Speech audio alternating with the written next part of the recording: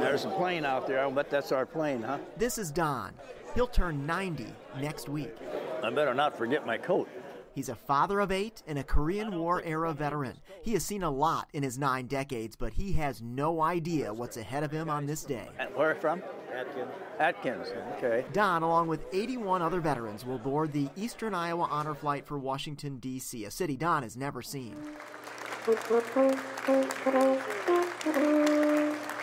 At Reagan National Airport. There. I'm a hugger. Oh, so much. Thank you. Perfect strangers. He's a Vietnam veteran, too. Greet this group of Iowans as if they've been friends for life. Nice to see you people come out. That's great. That's great. We didn't expect this. USA! USA! USA! First stop in D.C. is at the World War II Memorial. I think I see somebody. Don is surprised by 3 of his nieces who landed in Washington before he did. What a reunion. Thank you so much for your service. Oh, yeah. Yeah, I wish the brothers could be here. Yeah. Don's 2 older brothers, Daryl and Cyril, both World War II veterans, are being honored on this day through a special program called Flags of Our Heroes. Present, form. Daryl's son Gene joins Don in a private ceremony saluting 2 men who died before they could see their own memorial. I wanted some way to honor my dad. Sarah Beck first learned of Flags of Our Heroes a year ago. I thought, that's it. That's what I'm going to do. Her dad, Cyril, born in Brooklyn, Iowa, was an air traffic controller in the Army. I'm just so proud of him. Cyril's brother, Daryl, was in Normandy. He had a rough go. He really did. There was 160 guys in his outfit in the 3rd Armored Division of the 1st Army, and only 7 of them came back. Daryl did come home, perhaps thanks to a divine roadside intervention. As the story goes, he was in a convoy in Normandy and spotted someone selling rosary beads, which he wanted for his mother. He got out, and they were hit by fire, and he always told the story that those rosary beads saved his life that day. He surely did his part. He really did. And Cyril did too. He would have just loved today. He's just saying, wow, look what they did. You know, look what they did for me, but, you know, it's the least that I could do for him. I like your hat. Can I shake your hand? Yeah. Huh? Hey, Yeah, that's great.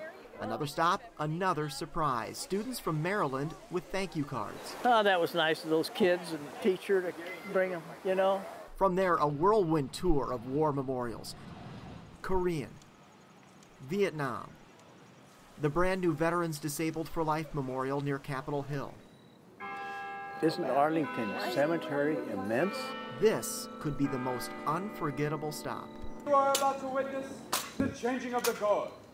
In keeping with the dignity of this ceremony, it is requested that everyone remain silent and standing. The silence is deafening in a way that's hard to describe unless you witness it yourself. The tomb of the unknown soldier is guarded all day, every day. To symbolize the highest military honor, the guard marches 21 steps, pauses for 21 seconds,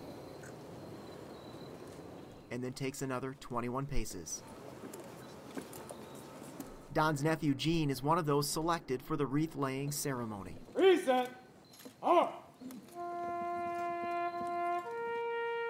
I'll remember this the rest of my life.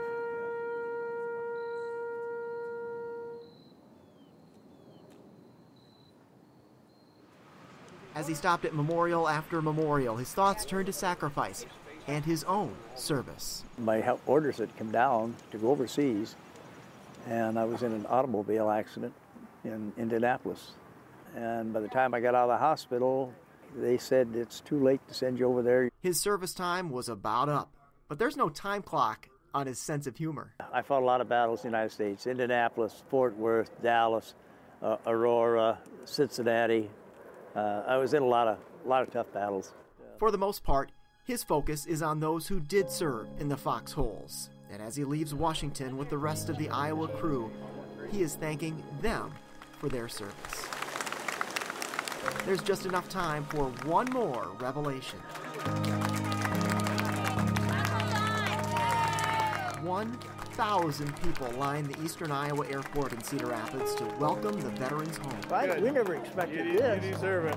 Yeah, Well, thank you. deserve it. As the music ends and well-wishers say goodnight, Don pauses at the airport to reflect on a day that he would call one of the greatest in his life. A private moment with a letter, one of about 24 he received on the flight home. Grandpa, thank you for serving the country at the Korean War. I love you to Korean and back a million zillion times.